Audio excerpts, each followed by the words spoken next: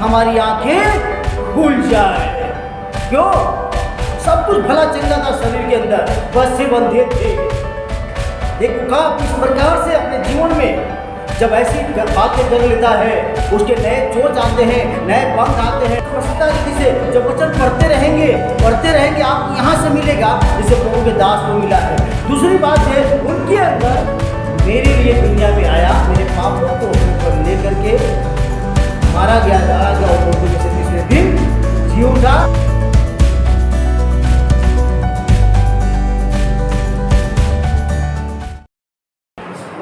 प्रभु यीशु मसीह के नाम में आप सबको जय मसीह की। मैं परमेश्वर पिता का धन्यवाद करता हूँ आज की समृद्धि के लिए जो ये दिन दिखाया है, ताकि आप परमेश्वर के वचन को सुन सकें। वचन शुरू करने से पहले आइए हम प्रार्थना छोटी सी करेंगे। सर्वशक्तिमान परमेश्वर, ये कलीसिया को हम आपके हाथों में देते हैं, अपने आप को देते हैं। और पवित्र आत्मा, मुझे आपकी सहायता की ज़रूरत है वचन सुनाने के लिए और सुनने वालों के लिए भी आप मदद करें। और मेरी यही दुआ है कि किसी रीति से कोई भी बुराई की आत्मा जगह पे ना हो और न डिस्टर्ब करने वाली आत्मा हो, बल्कि यीशु की सुरक्षा इस जगह पर होने पाए। यीशु के नाम में दुआ मांगते हैं। आइए हम आज के मनन के लिए परमेश्वर के वचन से निकालेंगे मत्ती जिस सुसमाचार उसका 6 अध्याय उसकी 25 से लेकर के हम लोग 33 आयत तक देखेंगे। मत्ती 6 अध्याय उसकी 25 से 33 तक है। और भाई मोनू तेज़ी से आवाज़ में पढ़ेंगे 25 से लेकर के 27 तक, और फिर 31 से लेकर के 33 तक पढ़िए तेज़ी से। इसलिए मैं तुमसे कहता हूँ कि अपने प्राण के लिए चिंता न करना कि हम क्या खाएंगे और क्या पिएंगे, और न अपने शरीर के लिए कि क्या पहनेंगे। क्या प्राण भोजन से और शरीर वस्त्र से बढ़कर नहीं? आकाश के पक्षियों को देखो, वे न बोते हैं, न काटते हैं और न खत्तों में बटोरते हैं, फिर भी तुम्हारा स्वर्गीय पिता उनको खिलाता है। क्या तुम उनसे अधिक मूल्य नहीं रखते? तुम में कौन है जो चिंता करके अपने आयु में एक घड़ी भी बढ़ा सकता है? 31 से 33। इसलिए तुम चिंता करके यह न कहना कि हम क्या खाएंगे या क्या पिएंगे या क्या पहनेंगे, क्योंकि अन्य जाति इन सब वस्तुओं की खोज में रहते हैं, पर तुम्हारा स्वर्गीय पिता जानता है कि तुम्हें इन सब वस्तुओं की आवश्यकता है। इसलिए पहले तुम परमेश्वर के राज्य और उसके धर्म की खोज करो, तो ये सब वस्तुएं भी तुम्हें मिल जाएंगी। हालेलुया। आज का हमारा विषय है चिंता का इलाज, यीशु का वचन। क्या है? चिंता का इलाज, यीशु का वचन। आज पूरी दुनिया में बहुत लोग चिंतित हैं, बहुत बातों को लेकर चिंतित हैं, और ख़ास तौर से रोटी, कपड़ा और मकान। रोटी, कपड़ा और इन सब बातों को लेकर के चिंतित हैं लोग। इसलिए परमेश्वर का वचन ये कह रहा है कि चिंता करके तुम क्या कर सकते हो। पक्षियों को देखो, उन जीव जंतुओं को देखो, उन फूलों को देखो जिनको मैंने भी सृजा है, लेकिन वो चिंता नहीं करते हैं, बल्कि प्रतिदिन की रोटी वो खाते हैं, प्रतिदिन भोजन मिलता है। लेकिन मनुष्य सबसे अधिक क्या करता है? चिंता करता है। और हम लोग चिंता अधिक, ऐसा लगता है कि एक दूसरे से अधिक बढ़ने की कोशिश होती है। पैसों में, धन में, शान शोहरत में एक दूसरे से अधिक बढ़ने की ज़्यादा ख्वाहिश होती है। तो हमारी सारी चिंताओं का निवारण करने वाला प्रभु यीशु का वचन है, जो आपको बहुत से बातें सिखाएगा और ये सिखाता है कि आपको कैसे चिंता दूर हो जाएगा या कैसे आपके जीवन में आशीष आएगी। ये सब परमेश्वर के वचन में लिखा है। इसलिए हम लोगों को पढ़ना चाहिए। मनुष्य थोड़ी देर के लिए आएगा, आपको जरूर उपाय बताएगा, लेकिन परमेश्वर का वचन उपाय ही नहीं बताता, बल्कि अपने पास आने वालों को और जो उससे प्रार्थना करते हैं उसका वो उत्तर भी देता है। इसलिए यहाँ पे परमेश्वर ने अपने आप के लिए, परमेश्वर कहता है कि हम मनुष्यों को क्या करना चाहिए, इस परमेश्वर के वचन के ऊपर जो उसने कहा इस वचन में, वो यूं ही नहीं बोल दिया है। जैसे उसने कहा, उसके 31 आयत से लिखा हुआ है, और अगर मैं आपको 30 आयत से पढ़ूँ तो यहाँ लिखा है, इसलिए जब परमेश्वर मैदान के घास को और जो आज है और कल भार में झोंकी जाएगी ऐसा वस्त्र पहनाता है, तो हे अल्पविश्वासियों, तुमको वह क्यों करना पहनाएगा। इसीलिए तुम चिंता करके ये न कहना कि हम क्या खाएंगे या क्या पिएंगे या क्या पहनेंगे, क्योंकि अन्य जाति इन सब वस्तुओं की खोज में रहते हैं और तुम्हारा स्वर्गीय पिता जानता कि तुम्हें ये सब वस्तुएं चाहिए। अब ये परमेश्वर का वचन आज हम लोग को साफ साफ बता रहा है कि कौन लोग ज़्यादा खोज में रहते हैं, अन्य जाति लोग। लेकिन ये बातें क्यों कहा कि अन्य जाति लोग बहुत ज़्यादा प्रयास करते हैं। मसीह लोगों के लिए मना करता है इतना प्रयास न करो, बल्कि परमेश्वर का वचन कहता है कि तुम उसी जीवित परमेश्वर पे संपूर्ण मन से भरोसा रखो। वो सिखाना चाह रहा है। आप समझ में आया? आपने कभी ईगल को हिंदी में क्या बोलते हैं? बाज। अब बाज को उसके कभी देखा, उसके विषय में बाद में सोचा ईगल के बारे में, कितनी ऊंचाइयों को उड़ने वाला है, कितने सालों तक जीवित रहने वाला है, कितनी उसमें पावर होती है। और वो जब उसका बच्चा होता है, तो जब उसका बच्चा छोटा ही होता है तो उसके लिए कोई डल्लब का गद्दा नहीं देता है कि तू बेटे इस पे सो जा। थोड़ी जब पैदा होता है घास फूस थोड़ा होता है, लेकिन जब वो थोड़ा सा हल्का सा बड़ा हो जाता है तो घास फूस भी उसको हटा देता है। उन लकड़ियों को उसको पालता है ताकि वो उससे लगे, कुछ चुभे और उसे याद रहे कि हमें कैसे रहना है। और जब वो बच्चा थोड़ा सा बड़ा होता है उसे ऊपर से नीचे फेंकता है, और वो बच्चा अपने आप को संभालता है। उसे वो सिखाता है कि बेटे कठिन परिस्थितियों में भी तुझे कैसे जीवन जीना है।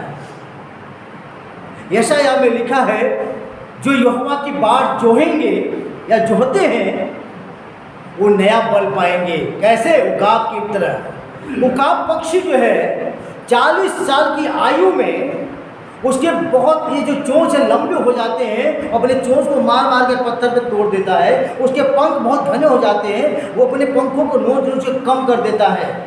वो क्यों करता है? क्योंकि मुझे और आगे भी जीना है।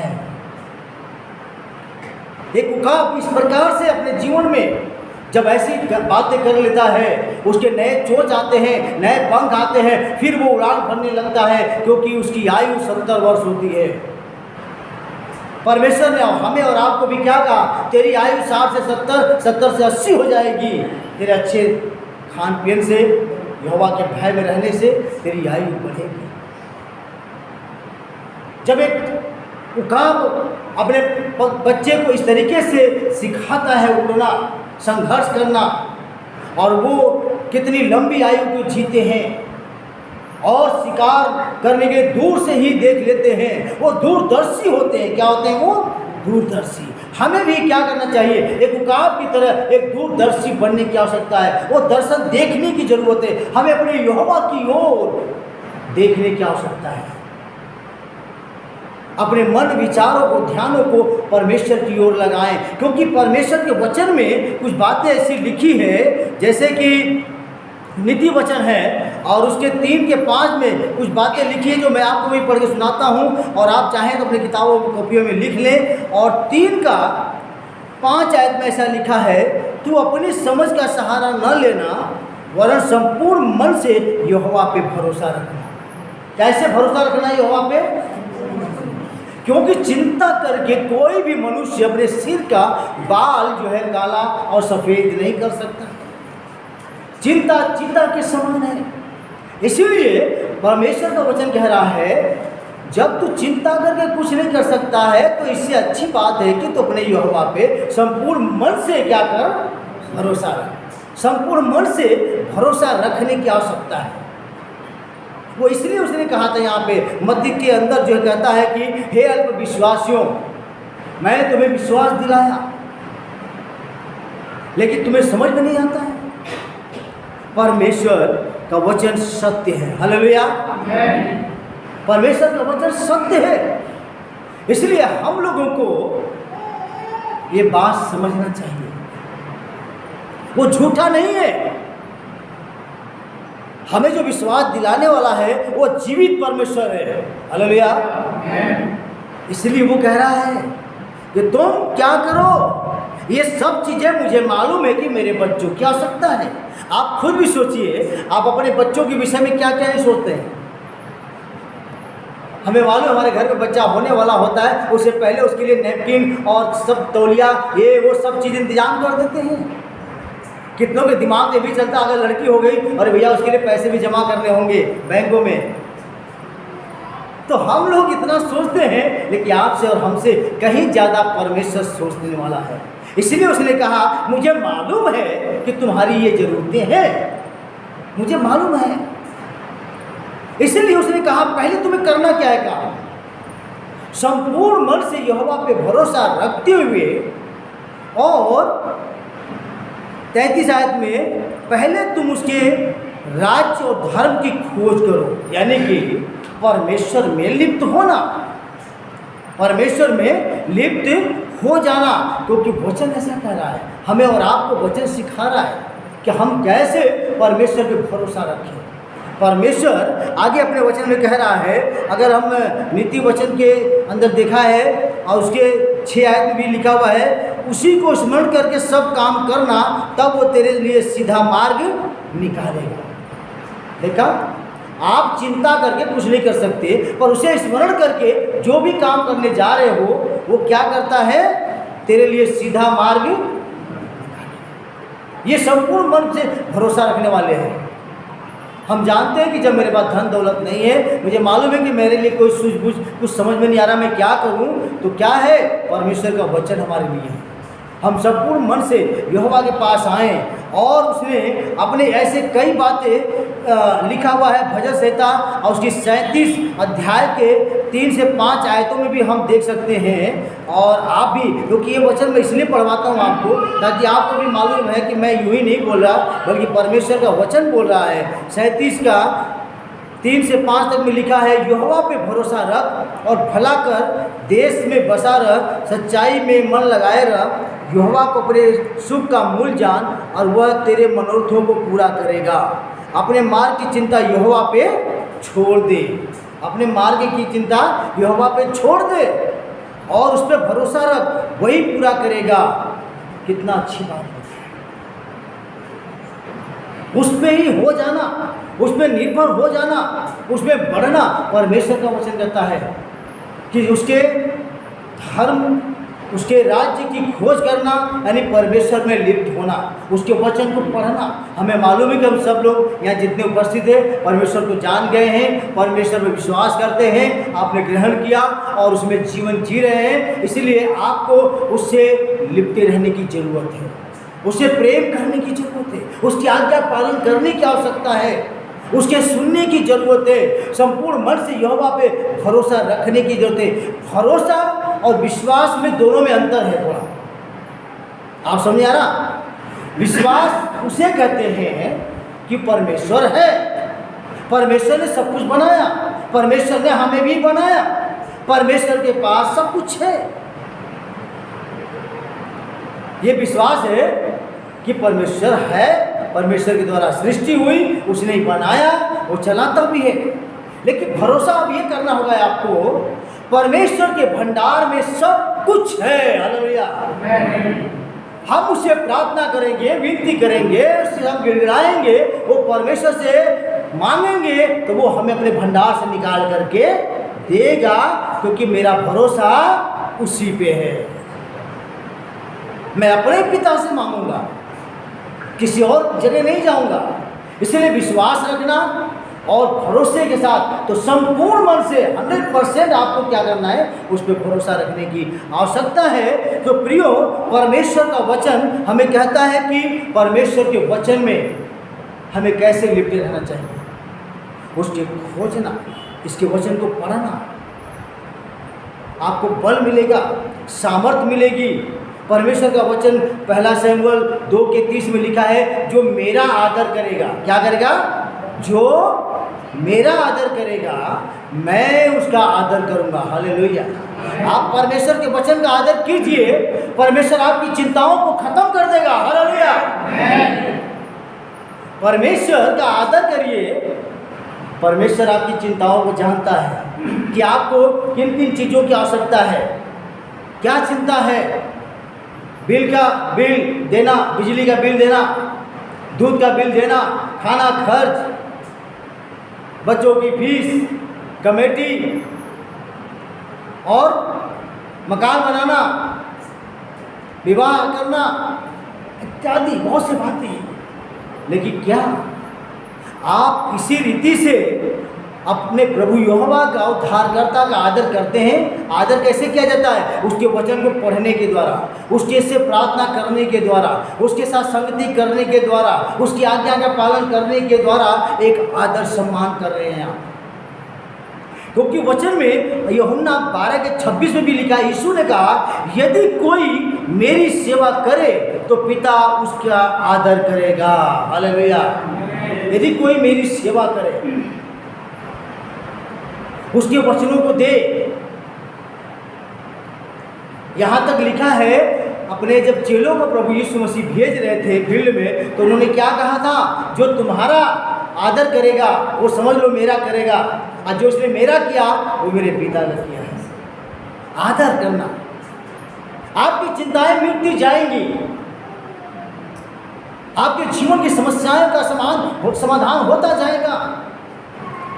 लेकिन संपूर्ण मन से उस पर भरोसा रखना, अपनी चिंताओं को उस पर डाल देना। मत्ती 11:28 में लिखा है, सब परिश्रम करने वालों और बोझ से दबे हुए लोगों मेरे पास आओ, मेरे पास आओ। ये बातें प्रभु यूं ही नहीं कह दिया, हवा में तीर चला नहीं रहा, बल्कि वो परमेश्वर जीवित है, मूर्तों में से जी उठा है और जीवित होकर के वो काम कर रहा है। मैं बार बार आप लोगों को डॉक्टर पौलुमी चो की किताब के बारे में बताता हूँ, क्योंकि एक जीवित बातें हैं और घटनाएं घटी हैं जो उनके साथ है। क्योंकि परमेश्वर अपने दास के द्वारा बड़े अद्भुत काम किया और उसने यहोवा परमेश्वर पे भरोसा रख करके कामों को करना आरंभ किया। क्योंकि परमेश्वर अपने आप उतर के आकर किसी से पूरा काम नहीं करता है, बल्कि परमेश्वर जैसा आमोस के द्वारा बातचीत किया। आमोस की किताब में अगर मैं पढ़ूं उसके 3:7 में, तो इस प्रकार से लिखा हुआ है, इसी प्रकार से प्रभु यहोवा अपने दास भविष्यवक्ताओं पर अपना मर्म बिना प्रकट किए कुछ भी ना करेगा। अपनी बातों को, अपनी आशीषों को, अपने तमाम बातों मनुष्यों या यानी कि विश्वासियों के लिए चाहिए, अपने दासों को चुन लेता है, उनके द्वारा वो आशीष दिलवाता है। प्रभु ने अपने दास डॉक्टर पौलुमी चो को चुना और उनके द्वारा बड़े लोगों को आशीष दिलवाया, उनके जीवन में आशीष दिया। जब वो खुद भी जीवन जीने लगे थे, तो आप जानते हैं बाइबल में अब नूह के द्वारा, अब्राहम के द्वारा क्या बोला था? वंश को बढ़ाने के लिए क्या बोला? वंश को आशीष देने के लिए। इसहाक के द्वारा, याकूब के द्वारा, फिर आगे ऐसे बढ़ते गया, दाऊद के द्वारा, सुलेमान के द्वारा, आते आते प्रभु यीशु मसीह आए और उसमें कहता है कि जो कोई होगा उस पर विश्वास करेगा वो अनंत जीवन पाएगा। परमेश्वर के दास ने भी अपने जीवन में कई बातों को लेकर चिंतित थे। जब कलीसिया आरंभ होती है, सेवा के लिए जब बुलाए गए, तो सेवकाई के बुलाहट में कई बातें जीवन में ऐसी आती हैं जो चिंता का विषय बन जाता है। ऐसा नहीं है कि प्रभु का दास है तो उसके जीवन में चिंता नहीं है या समस्या नहीं है, बीमारी नहीं है। लेकिन प्रभु के दास जो है, परमेश्वर पर संपूर्ण मनुष्य भरोसा रखते हुए उन्होंने कई ऐसी बातें किया जिसमें उन्होंने क्या करा? सबसे पहले प्रभु के सामने देखा तो उन्होंने अपने प्रार्थनाओं को लेकर के आए कि प्रभु के सामने चलता हूँ, क्योंकि मुझे इधर से उधर से इधर से कोई मेरे चिंता का निवारण करने वाला नहीं है। बल्कि परमेश्वर के वचन को मैं खोलता हूँ और उसको मैं पढ़ूँगा। परमेश्वर के दास के पास टेबल, कुर्सियाँ, साइकिल की ज़रूरत थी। वो यूं ही बस प्रार्थना करते रहे, यूं ही परमेश्वर से मांगते रहे।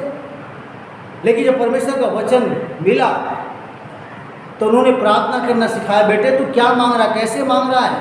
बाजार में तो बड़े अलग अलग भिन्न भिन्न प्रकार की साइकिल है, मेज है, कुर्सियाँ हैं, गाड़ियाँ हैं। उन्होंने स्पष्ट वस्तुओं को सरलता से देखना आरंभ किया कि ये चीज़ें मेरे लिए है, पिता ने मेरे लिए रखा है। स्पष्ट रीति से उन चीज़ों को देखिए जिसके विषय में आप चिंता कर रहे हैं। यहोवा पे भरोसा रखते हुए स्पष्ट रीति से आप उसे रखिए। और मत्ती 20 अध्याय 30 से लेकर के 34 तक हम उसे देखेंगे कि परमेश्वर के वचन में भी कुछ बातें लिखी हैं। मत्ती 20 और यहाँ पे आपको 2 अंधों के विषय में बातें हैं। प्रभु के दास बोले जो इस जगह पे गए, उन्होंने देखा कि ये 2 अंधे अपनी बातों को कितनी स्पष्ट रीति से प्रभु के सामने रखा। क्या मांग किया वहाँ पे? और 34 से लेकर के 30 से 34 तक तो हम देखते हैं। और देखो 2 अंधे जो सड़क के किनारे बैठे थे, यह सुनकर कि यीशु जा रहा है, पुकार कर कहने लगे, हे प्रभु दाऊद की संतान हम पर दया कर। लोगों ने उन्हें डांटा कि चुप रहे, पर वे और भी चिल्लाकर बोले, हे प्रभु दाऊद की संतान हम पर दया कर। तब यीशु ने खड़े होकर उन्हें बुलाया और कहा, तुम क्या चाहते हो कि मैं तुम्हारे लिए करूं? उन्होंने उससे कहा, हे प्रभु यह कि हमारी आंखें खुल जाए। क्यों? सब कुछ भला चंगा था शरीर के अंदर, बस सिर्फ अंधे थे।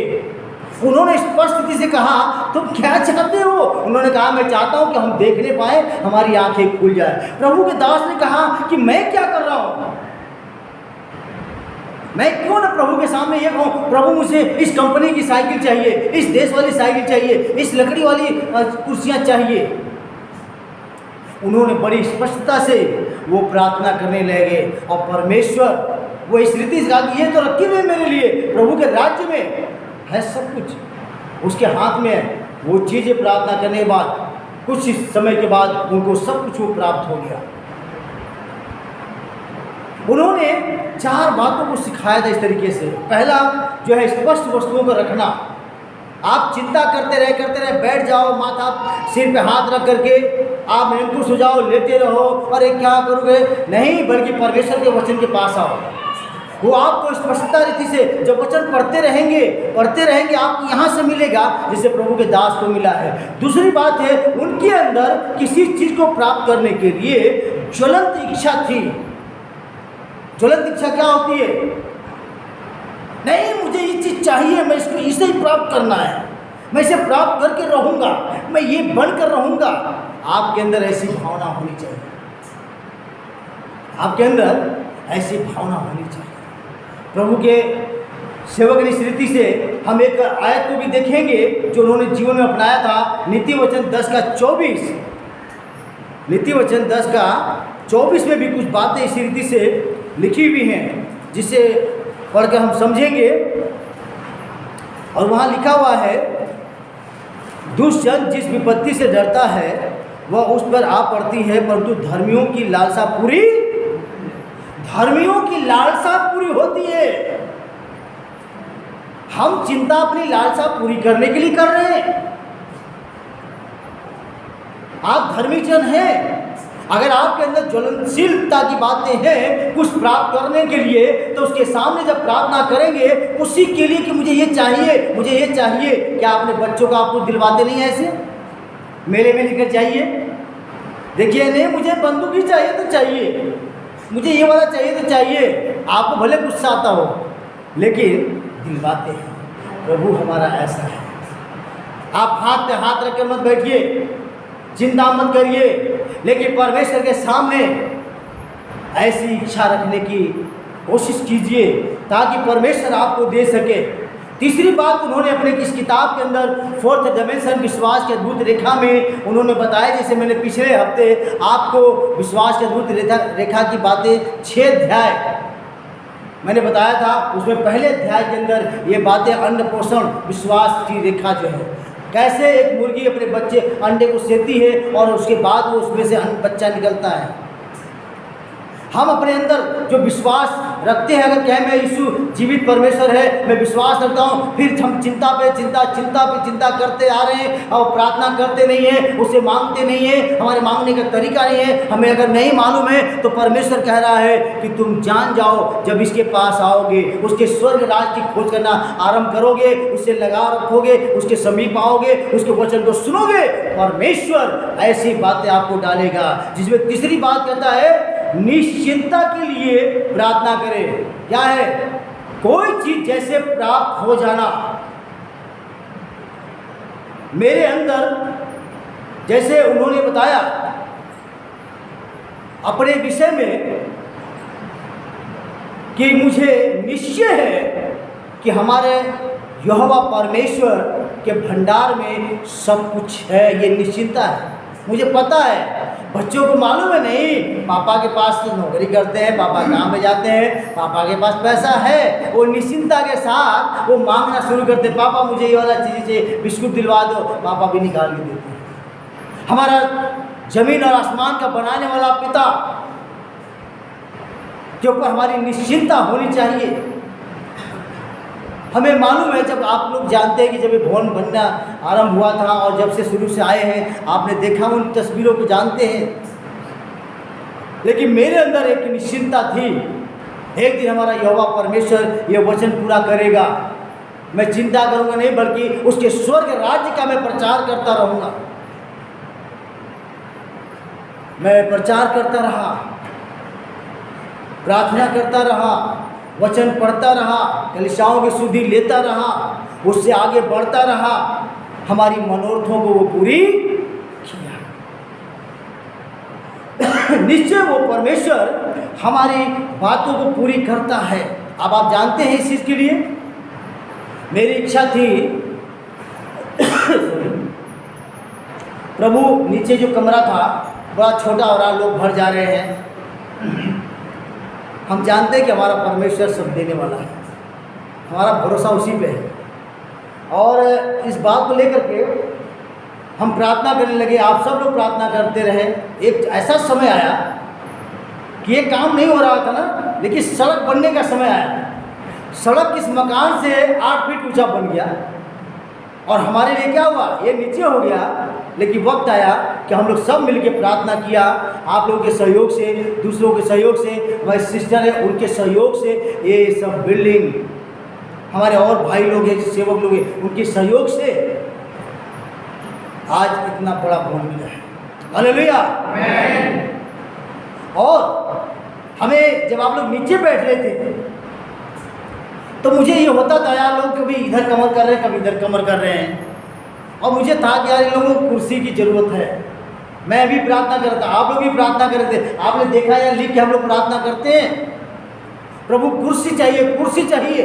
लेकिन कलीसिया में से ही परमेश्वर ने एक व्यक्ति को कुर्सी के लिए मन को खोल दिया और उसने 80 कुर्सियां हम लोगों को दिया। हालेलुया। और आज कुर्सी पे बैठे हैं।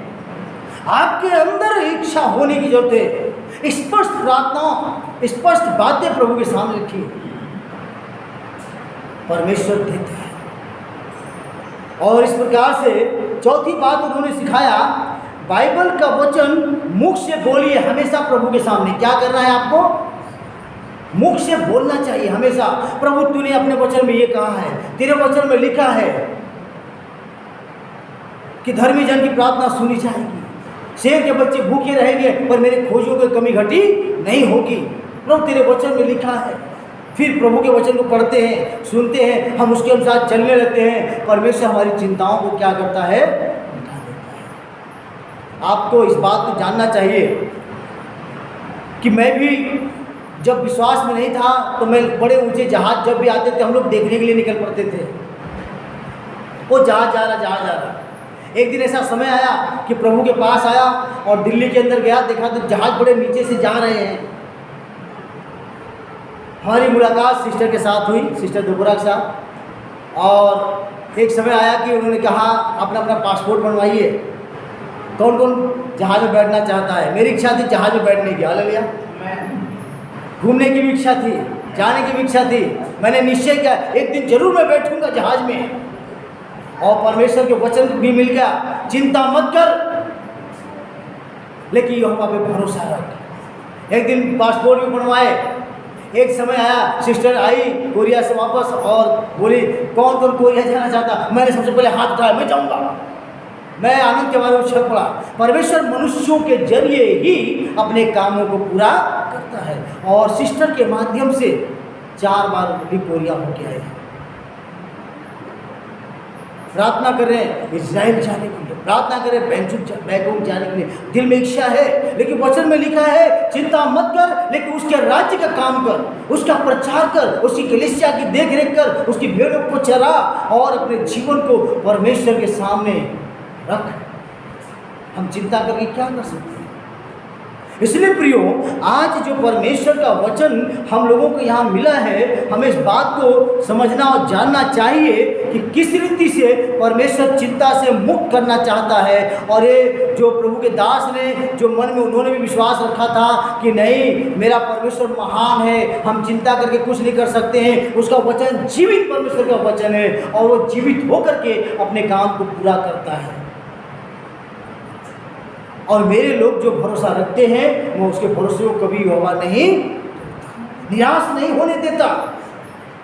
एक आयत में आपको पतरस के अंदर, पहला पतरस है, उसके अंदर मैं आपको पढ़वाना चाहता हूँ 5 अध्याय और उसकी 7 आयत में ऐसा लिखा है, और अपनी सारी चिंता उसी पे डाल दो, क्योंकि उसको तुम्हारा ध्यान है।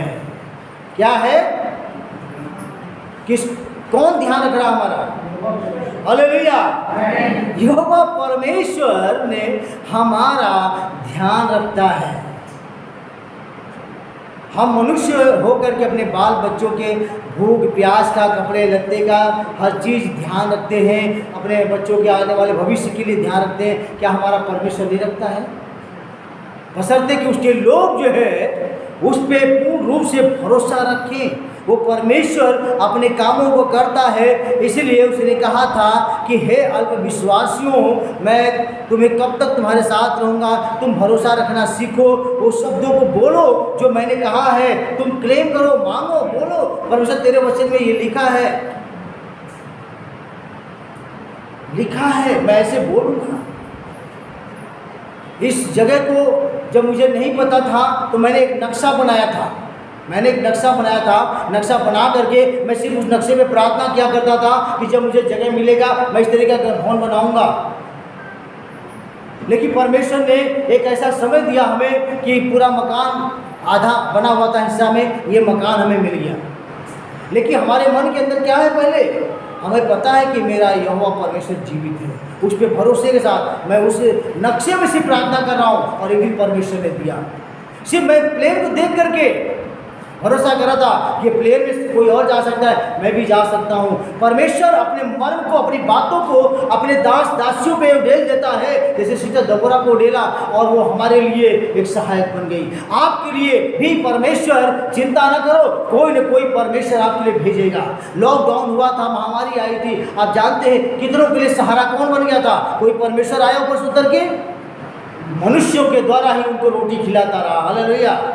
क्योंकि लॉकडाउन में हम भी गए पास्टर के साथ, उनके साथ जो है बांटने के लिए खाना। आप लोग जानते हैं सब चीज़ों के लिए परमेश्वर मनुष्यों को इस्तेमाल करता है, लेकिन मनुष्यों का भरोसा यहोवा जीवित परमेश्वर को होना चाहिए। इसलिए पहले लिखा था कि जब वो कौओं को खिला सकता है, जब इतना अच्छा फूलों को वस्त्र पहना सकता है, इतना खूबसूरत चीज़ दे सकता है, तो हम जो उसकी व्यवस्था पे रात दिन ध्यान करते हैं, उन्हें क्यों न वो ध्यान देगा? वचन में लिखा है। इसलिए प्रियो, आज के जो सच में ये परमेश्वर का वचन है, हमें और आपको जानने की ज़रूरत है कि हमें परमेश्वर जो है ये यूं ही नहीं कहता है, बल्कि उसके वचन में सामर्थ्य है। ठीक हो? हे अल्पविश्वासियों, तुमको वह क्यों न पहनाएगा। हमारा विश्वास कमज़ोर हो जाता है, हम निराश हो जाते हैं, क्योंकि मेरा भरोसा यहोवा पर नहीं हो पाता, हमें वो जीवित परमेश्वर पर नहीं हो पाता। ऐसा लगता है कि हम कुछ क्षण के लिए परमेश्वर है ही नहीं, वो हमारी सुन नहीं रहा है। बाइबल में ऐसे कई प्रभु के दासों के साथ ऐसा हुआ है, जैसे पौलुस है, प्रभु ने उनसे दर्शन दे के बात किया, अपनी आवाज़ दिया और चुन लिया और उनसे कहा कि मैं ही यीशु हूँ, मैं तेरे साथ रहूँगा, मैं तुझे भेज रहा हूँ। लेकिन मालूम है, पतरस को भी, पौलुस को भी कई जगहों पे विरोध का सामना करना पड़ा। और पौलुस को तो यहाँ तक बेत मारा, बहुत मारा, अधमरा करके छोड़ दिया और रोड में फेंक दिया कि ये मर गया होगा। क्या प्रभु वहाँ बचाया उसको? बचाया? प्रभु ने उसे पिटने दिया। हम दुख में पड़ते हैं तो ये नहीं तुरंत प्रभु उठा ले, हमें दुख से कुछ सिखाता है ताकि हम यहोवा पे भरोसा रखना सीखें। जब उकाब अपने बच्चों को आसमान से नीचे फेंकती है ऊपर से, तो ऐसा नहीं कि उसे छोड़ देती है, नीचे आते आते उसको पकड़ लेती है और वो इस तरीके से उसको हाईवे बन जाती है उड़ने के लिए। मैं भी जाऊंगा, एक तो उसका धीरे धीरे पंख बड़ा होने लगता है, पंख बड़ा होने लगता है और एक दिन वो भी अपने उस माँ की तरह, अपने पिता की तरह वो भी उड़ने लगता है और दूरदर्शी बन जाता है। वो पूर्ण भरोसा रखने लगता है, अपने माँ बाप पर भरोसा नहीं रखा बल्कि अपने पर उसे भरोसा रखा कि मैं भी कर सकता हूँ।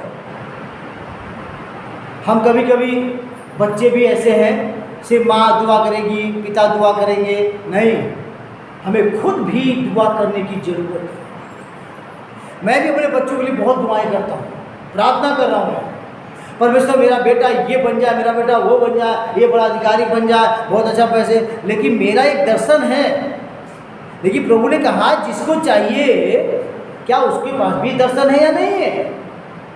इसलिए हम लोगों को अपना दर्शन बनाने की ज़रूरत है,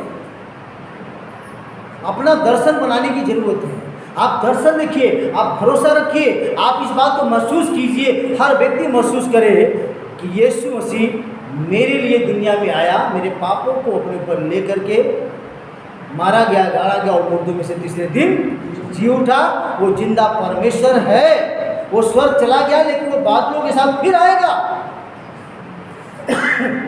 बादलों पर होकर के आएगा, प्रभु आएगा। हमें भरोसा होना चाहिए।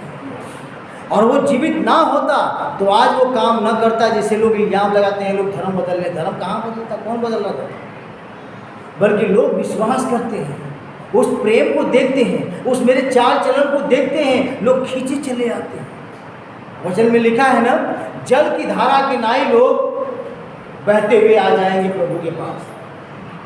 इसलिए प्रियो, इस बात को जाने कि ये जो वचन लिखा है, चिंता मत करना, तो आप ये समझ लीजिए कि हमें ये यूं ही नहीं कहा है, बल्कि भरोसे के साथ हमें आगे बढ़ना चाहिए, क्योंकि उसका यही है कि इसलिए पहले तो उसके स्वर्ग राज की खोज कर, तो तुझे सब वस्तुएं मिल जाएंगी जो अन्य जाति ढूंढ रहे हैं, वो तुम्हें भी चाहिए। हमारा प्रभु जानता है। इसलिए आज का जो वचन है कि हमारे चिंता का इलाज क्या है? यीशु का वचन। इस पे रखिए। हमारी बीमारियों में आपने देखा, दवाइयाँ सुनते हम लोग ना। मैं इतने सालों से मैं इस वैद्य के पास गया, उस वैद्य के पास गया, वहाँ डॉक्टर के पास गया, इतना इलाज कर लिया, सारा पैसा खत्म हो गया, अब तो निराश होकर के मैं आया हूँ। डॉक्टर ने तो ये बोल दिया था पैर कट जाएगा, डॉक्टर ने तो ये बोला था ये सिर्फ 6-4 महीना जीवित रह पाएंगे, डॉक्टर तो ये बोला था कि ये सिर्फ 1 साल जीवित रहेंगे। लेकिन प्रभु यीशु मसीह लंबी जिंदगी देता है। हालेलुया, लंबी जिंदगी देता है, लोगों को चंगा कर देता है, लोगों को स्वस्थ कर देता है। यहाँ सिस्टर अनीता भी है, इनके जीवन की गवाही क्यों प्रभु में आए थे। एक बीमारी थी, वो ठीक हो गया यीशु के नाम में। आप लोगों के पास भी यीशु का वचन काम किया है, भिन्न भिन्न प्रकार की बीमारियों को छुटकारा दिया, दुष्ट आत्माओं से छुटकारा दिया, बंधनों से आजाद किया। क्योंकि आप परेशान थे इसलिए प्रभु के पास आया। बिना परेशान कौन आ रहा प्रभु के पास, बताओ? है कोई आता है? लेकिन जब बीमारियों से 12 वर्ष की वह स्त्री, 12 साल से उस स्त्री को जब लहू बहने वाला था, बहता था और ठीक नहीं हुआ, सारा कमाई खत्म हो चुका था, पैसा खत्म हो गया था, वह यीशु के पास आई और उसके वस्त्रों को छूने से ही उसका लहू बह गया। हालेलुया। आज हमारे और आपके जीवन में भी इस प्रकार से परमेश्वर अनेक प्रकार की बीमारियों को दूर करता है और कहता है कि बेटे चिंता न कर, अगर तू मेरे पास आया है तो मुझे भी मालूम है, मैं भी तुझे देख रहा हूँ, क्योंकि उसकी आंखें धर्मियों पे लगी हुई है, उसकी आंखें धर्मियों पर लगी हुई है और अपने मांगने वालों को वो प्रतिफल देता है। इसलिए वो कहता है कि इसलिए मैं तुमसे कहता हूं कि अपने प्राण के लिए चिंता न करना कि हम क्या खाएंगे और क्या पिएंगे, और न अपने शरीर के लिए कि हम क्या पहनेंगे। क्या प्राण भोजन से और शरीर वस्त्र से बढ़कर नहीं? आकाश के पक्षियों को देखो, वे न तो बोते हैं, न काटते हैं, न खत्तों में बटोरते हैं, तो भी तुम्हारा स्वर्गीय पिता उनका ख्याल खिलाता है। क्या तुम उनसे अधिक मूल्यवान नहीं हो? क्या मूल्य नहीं रखते हो? लेकिन हम कारण क्या है कि हम अधिक चिंता क्यों करते हैं? हर व्यक्ति के लिए परमेश्वर विश्वास करने वालों के लिए कहता है कि तुम भरोसा रखो संपूर्ण मन से, और वो परमेश्वर अपने दासों के द्वारा अपनी आशीषों को दे देगा, समस्या का समाधान कर देगा, निवारण करता है। आज प्रभु के दासों के द्वारा प्रभु आपके जीवन में आशीष देगा। और चिंताओं को, हमें पता है संसार में बहुत सी चिंताएं हैं, बच्चों के लिए फीस की है, बच्चों के लिए गाड़ी की जरूरत है और साइकिलों की ज़रूरत है, घर में कपड़े लत्ते की आवश्यकता है, मकान बनाने की ज़रूरत है, आपको दूध का बिल है, बिजली का बिल है, इसका बिल, उसका बिल, अच्छे अच्छे भोजन खाने के लिए। प्रभु का वचन कहता है कि अगर यशायाह में एक आयत है, उसे भी मैं पढ़ देना चाहता हूँ, आपके सामने खोले हैं तो।